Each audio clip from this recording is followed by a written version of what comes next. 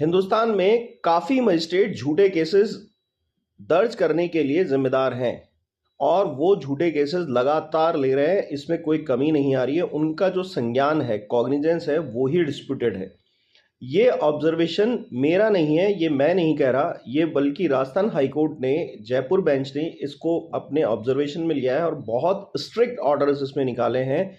उनके judicial mindset पर कई क्वेश्चन, कई सवाल खड़े किए हैं और इस हद तक उन्होंने कहा है कि इन लोगों को ट्रेनिंग की जरूरत है। ये बिना नॉलेज के ये सब चीजें कर रहे हैं या फिर क्यों कर रहे हैं, पर जरूरी यह है कि इनके खिलाफ सख्त एक्शंस भी होने चाहिए और किसी की जिंदगी बिगाड़ने और ट्रुथ को हिडन रखने या इंटेंशन जो है वो सच सामने नहीं आने की और एविडेंसेस को जांच के बगैर केस लेने की जो परंपरा चल गई है, उस पर एक बहुत बड़ा रोक लगाने की इन्होंने कोशिश की है राजस्थान हाईकोर्ट के द्वारा। और इसमें गाइडलाइंस भी जारी करने के लिए बकायदा काफी डिपार्टमेंट्स को सर्कुलर्स जारी किए गए हैं।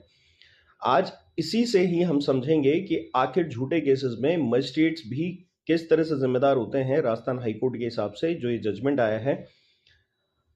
और दोस्तों, इसीलिए हम एक इन्फॉर्मेशन आपको दे रहे हैं जो कि आपको भी लीगली अवेयर करती है। वो है हमारी legaleaglerz.com नाम की वेबसाइट है, जिसके ऊपर जाकर आप हमारे कोर्स रजिस्टर कर सकते हैं, हमारे अपॉइंटमेंट रजिस्टर कर सकते हैं और उसके बाद मुझसे बात कर सकते हैं। आपसे पहले जितने लोगों ने हमारे कोर्सेज ज्वाइन किए, एक लीगल अवेयरनेस प्रोग्राम के थ्रू ज्वाइन किए हैं, वो लोग जो जानना चाहते हैं कि उनके केसेस में फास्ट रेमेडीज कैसे आ सकती हैं, बेहतर ऑप्शंस क्या हैं, वो इन कोर्सेज के थ्रू जानते हैं। और इसमें इंडिविजुअली आपके केस के हिसाब से तैयारी होती है। केस चाहे आप खुद लड़ें चाहे वकील साहब से लड़वाएं, वो एक अलग बात है, मगर जो इम्प्रूवमेंट्स आते हैं, जो डेवलपमेंट्स आते हैं, जो प्रोग्रेस और जो स्पीड आती है केस के अंदर, वो हम आपको यूनिक थॉट्स और प्रोसेस के थ्रू बताते हैं। आपसे पहले जितने भी लोगों ने इन कोर्सेज को लिया है काफ़ी मजबूत हैं, स्ट्रांग हैं, अपने केसेस को कॉन्फिडेंटली लड़ पा रहे हैं। तो आप अगर उन्हीं की तरह इस कोर्स का हिस्सा बन के अपने केस को मजबूत करना चाहते हैं तो फिर आप इस वेबसाइट पे विजिट करें और वहाँ से अपना पसंदीदा पैकेज चुन के रजिस्ट्रेशन कर सकते हैं। आप अगर इस वक्त किसी कानूनी समस्या में और कोई समाधान मुझसे चाहते हैं तो फिर अपॉइंटमेंट बुक करा के और फिर आप मुझसे बात कर सकते हैं। देखिए दोस्तों, सबसे बड़ी सच्चाई जो उजागर करी है राजस्थान हाईकोर्ट ने इस फैसले के थ्रू कि मजिस्ट्रेट जो है वो प्राइमा फेसी का मतलब भी नहीं जानते और आंख बंद करके किसी भी लीप पोत के बनाए हुए केस को उठाकर अपने कोर्ट में दर्ज कर लेते हैं। उस पर कोई इंक्वायरी का राइट उनके पास है, उनके पास फर्दर इन्वेस्टिगेशंस के राइट्स हैं, बहुत कुछ है, पर वो इस पर ध्यान ही नहीं देते। इस केस के अंदर राजस्थान हाईकोर्ट ने बहुत अच्छा ऑब्जर्वेशन लिया। उन्होंने ये ऑब्जर्वेशन लिया कि देखिए, ऐसे लोग या तो ट्रेनिंग में जाते ही नहीं है।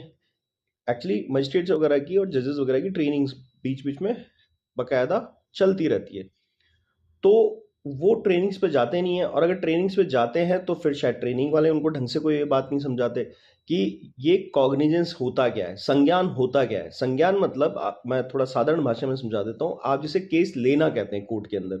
तो केस जो कोर्ट में लिया जाता है उस पे बकायदा एक स्क्रूटनिंग होती है, एक बकायदा उसका विश्लेषण होता है और वो जो केस लिया जाता है वो पूरी तरह से मजिस्ट्रेट की जिम्मेदारी पे लिया जाता है। अलग अलग सेक्शंस हैं, उनमें ये सब बातें लिखी हुई हैं। फिलहाल बहुत टेक्निकल जाने से ज़्यादा अच्छा है कि आप पहले जनरल तरीके से समझ लीजिए।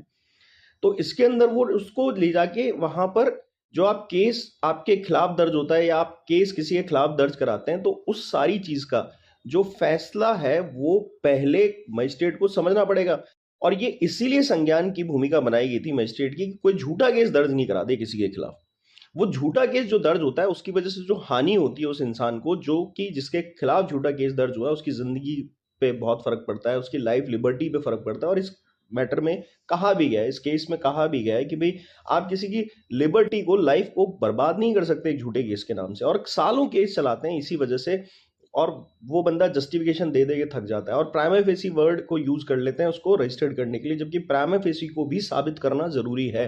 प्राइमा फेसी कुछ भी ऐसा नहीं होता है जिसको प्रथम दृष्टया भी हम हिंदी में कहते हैं कि बस किसी ने कुछ लिख के दे दिया और आपको लगा कि ये मेरा सेटिस्फेक्शन है। सेटिस्फेक्शन का मतलब है कि लीगल टर्म्स के अंदर किसी को सम्मन करने के लिए आपको ये जस्टिफाइड करना पड़ेगा, कोई भी ऑर्डर लिखते वक्त या कोई भी सम्मन करते वक्त या जजमेंट लिखते वक्त, कि इसके पीछे की आपकी टेक्निकल लीगल रीजनिंग क्या है, यानी कि कानून का वहां पर बकायदा हवाला होना चाहिए।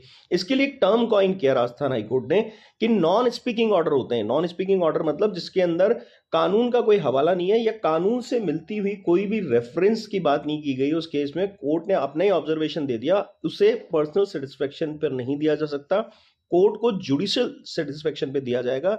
जुडिशियल एप्लीकेशन ऑफ माइंड की बात की जाएगी, यानी कि ऐसा माइंडसेट होना चाहिए जिसके अंदर कानून संगत बातें आती हो। आप हवा हवा ही अपने ऑब्जर्वेशंस वहां नहीं दे सकते। आप एक जिम्मेदार पद पे बैठे हुए हैं, आपके पास किसी की जिंदगी में गैर कानूनी तरीके से हस्तक्षेप करने का राइट नहीं है अगर आप एक अथॉरिटेटिव पर्सन हैं। ये सब कहा राजस्थान हाईकोर्ट ने अपने इस फैसले में। फिर यहाँ पर लॉ अकेडमी के लिए भी गाइडलाइंस जारी की कि भाई आप अपने सर्कुलर में स्पेशली एनफोर्समेंट क्रिएट कीजिए कि आपके यहाँ पर जो मजिस्ट्रेट या जजेस ट्रेनिंग लेके जा रहे हैं उन लोगों को संज्ञान लेने का सही तरीका बताइए। उन्हें पता होना चाहिए कि संज्ञान हवा में नहीं लिया जाता है, संज्ञान पूरे तरीके से समझ के लिया जाता है, उसके अंदर लीगैलिटीज ढूंढी जाती है, जो सामने एविडेंसेस आपको दिए जाते हैं उन एविडेंसेस को कंसिडर किया जाता है, उनके आधार पे तय होता है कि अपराध हुआ है या नहीं हुआ। पार्शियली भी अगर कोर्ट को लग रहा है तो फिर वो उस केस को ले सकती है। पर किसी ने सिर्फ हवा में एक कागज जो है रच के दे दिया आपको और उसमें रंग भर दिए अपनी झूठी कहानी से, और कोई एविडेंस वहां नहीं दे रहा है और आपको वो प्राइमा फेसी वैल्यू लग रहा है, तो वो भी चैलेंज किया है इस कोर्ट ने। और इसके साथ साथ बहुत सारे लैंडमार्क जजमेंट्स का हवाला देते हुए बकायदा राजस्थान हाईकोर्ट ने ये बात कही है कि आप सजग रहिए, आप एक रिस्पॉन्सिबल पर्सन है, अथॉरिटी हैं, आपको इस तरह की जो भूमिका आप कर रहे हैं ये आपके खिलाफ जाता है।